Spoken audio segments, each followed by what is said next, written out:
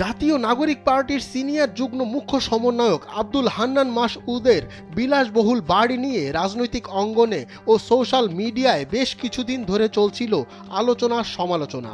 বলা হচ্ছে যেখানে 5 আগস্টের আগে ছিল ভাঙা টিন শেড ঘর, বর্তমানে সেখানে 5 তলা ফাউন্ডেশনের আলিশান প্রাসাদ। অনেকেই প্রশ্ন তুলেছেন হঠাৎ এত অর্থ কোথা থেকে এলো এই তরুণ নেতার, কিন্তু স্থানীয়রা বলছেন ভিন্ন কথা।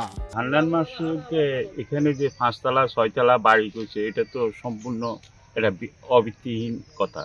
এখানেই তার আব্বা মাদ্রাসা চাকরি করত, সেখান থেকে কিছু পেনশনটা পাইছে, এগুলো দিয়ে কিছু কাজকাম করছে। এই সমালোচনার প্রেক্ষিতে নোয়াখালী হাতিয়া উপজেলায় হান্নান মাসউদের গ্রামের বাড়িতে গিয়ে দেখা মিলল একটি আধা পাকা টিন শেড ঘরের।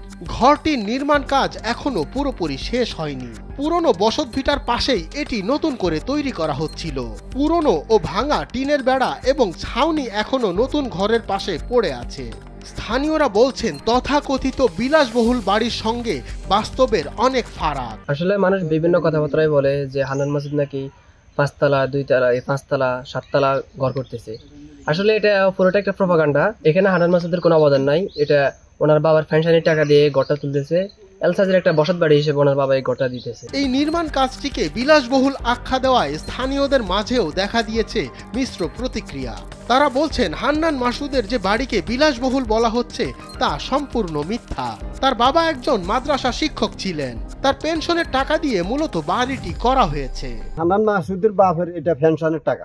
আমরা দেখেন ইঞ্জিনিয়ার আনি, এটা কি 3 সিট না 3 তলা 4 তলা 5 তলা বিল্ডিং করছে।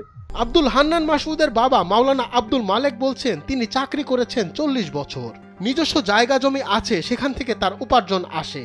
আগে থেকে ঘরটি করার পরিকল্পনা ছিল কিন্তু করা হয়নি। যারা সমালোচনা করছে তাদেরকে এসে দেখে যেতে বললেন তিনি। আমি চাকরি করেছি 40 বছর, পরে আমার নিজস্ব জায়গা জমি আছে এবং আমি ঘরটা আরো আগে থেকে আমার ঘরটা করার প্ল্যান ছিল। 3 ছেলে 4 মেয়ে, এটার মেয়ে ছেলেদেরকে আমি বিবাহ শাদী দিয়েছি।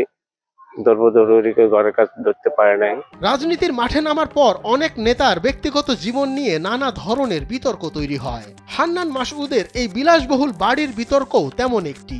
গ্রামে এমন টিনের আধা পাকা ঘর অনেকেই তৈরি করেন।